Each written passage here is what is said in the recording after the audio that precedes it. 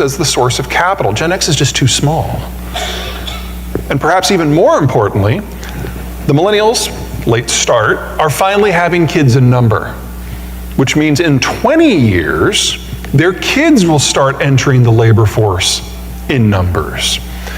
All we have to do to get back to 2019 capital and labor environment is wait 10 years for finance and 20 years for labor. That's it. We just have to wait 10 years. Yeah.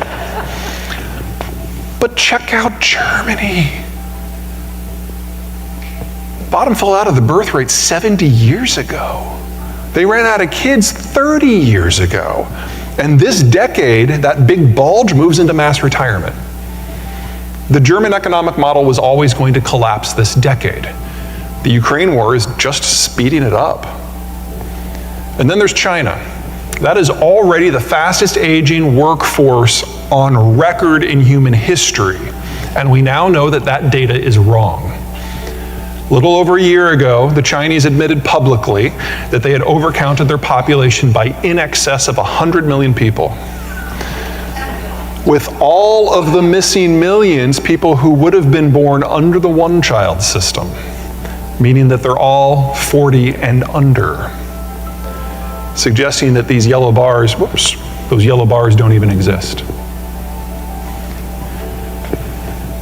We don't have an economic model. Humans don't have an economic model for how that might work in the year 2030. This is China's last decade, period.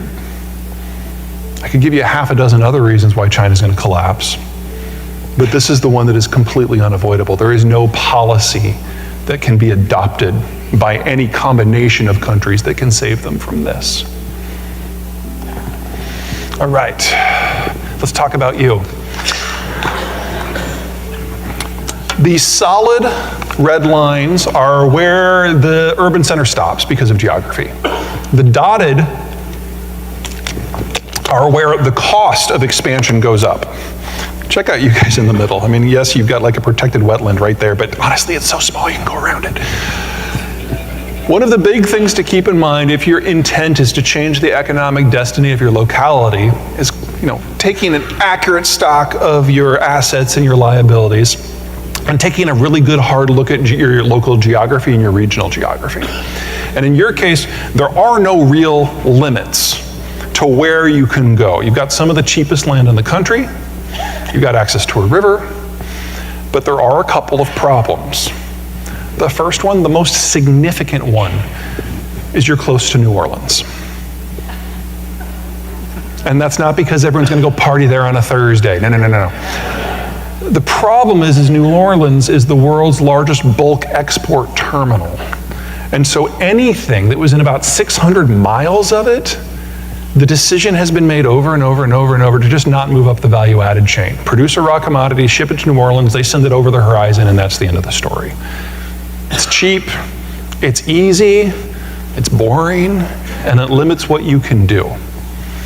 Now I want to compare a few other zones that I've worked with in the past just to give you an idea. So this is the Pacific Northwest, specifically Portland and Seattle. And you'll notice that there's not a lot that they can do to expand, especially Seattle. Seattle's on an isthmus. As a result, land prices are ridiculous. And if everyone has $1 million efficiency condo, because that's the low end in the market, then if you have 1% spare capital, that adds up to a lot of cash real quick. So the Pacific Northwest has got to go not just up the manufacturing scale, because most manufacturing just isn't viable in that market. They've gotten into IT in a very big way. This probably isn't the model for you. I mean, does everyone you know just have a spare $100,000 lying around? Because that's what it takes. I will never tell urban centers to not go into STEM and not try to do stuff with tech, but if you want to do it at scale, I just don't think you have the capital structure for it because your land is simply too affordable. They went into tech not because they wanted to, but because they had no choice. There was nothing else they could try. Charleston. Very similar to the PNW in terms of its inability to expand. They basically live between two rivers. And so they have struck on a double strategy. Number one, they've come up with a really creative way to train their workforce. When they find an investor, they ask what specific jobs need to be filled. And then they work with the state of South Carolina to train up a half a dozen people for each theoretical position. And then they allow the would-be investor to interview them. And if they hire anyone from their pool, the government gets paid a fee to compensate for the cost of the training. And the company gets a ready-made workforce. That's part one. Part two is they convince somebody else to pay for it all. They can do that because they can draw from the populations in upstate, or excuse me, they don't call it upstate there, in-state South Carolina, and they're an ocean port. Why is the ocean port important? Because of what is arguably the dumbest law we have in the United States today. The Jones Act was passed during the Great Depression. The idea was to protect American positions in maritime commerce. And it says that no cargo can be transported between any two American ports unless the ship carrying the cargo is American built, owned, captained, and crewed. As a result, shipments between American ports has dropped by 99% in value over the last century. And one of the reasons you guys do not see ships on the Red River every single minute is because of that law. But foreign ships that come to a port are exempt, so they all go to New Orleans.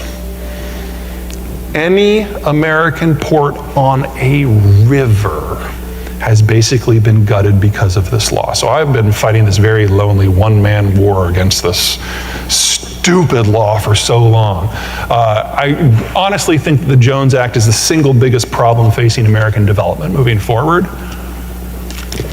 And it's certainly a big issue for you because it means you can't follow the Charleston model because ocean-going vessels can't get this far. You need to have an American ship. And before you think, well, I like the idea of American ships, can you imagine if we did this for any other mode of cargo? Air, that would remove 30% to 50% of the planes in the air. Truck, that would remove 80% of them. Train, over half. We only do this for our most efficient method of transport. That is the very definition of idiocy from my point of view. So yeah, talk to your senator to get rid of that. In the meantime, it's important to understand that you shouldn't trust Texas.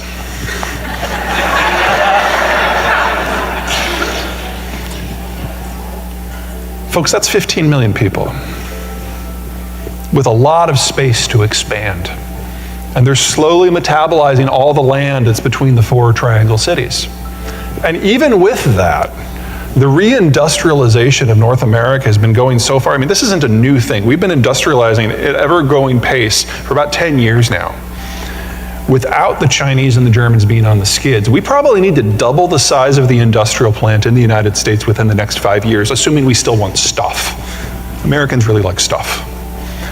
But Texas, you're a minnow, and you're a ways out. Texas is experiencing labor shortages. The two ways where they're dealing with is by having a 0% income tax to attract more folks in, and by reaching out and holding their nose when they do it and integrating with Oklahoma.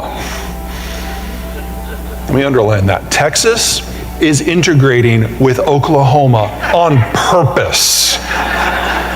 But OKC and Tulsa have 10 times your population. There's an economy of scale there that you can't match. And if you do manage to integrate yourself into the triangle, it's part of a very dynamic system. It's the fastest growing part of the country. Will be for 30 years. But you're a ways out, and you don't get much of a vote in how it goes. And it wouldn't take much for one suburb of one of these four cities to take what makes you special away. And they'd be a lot closer. It'd be really easy for them to do.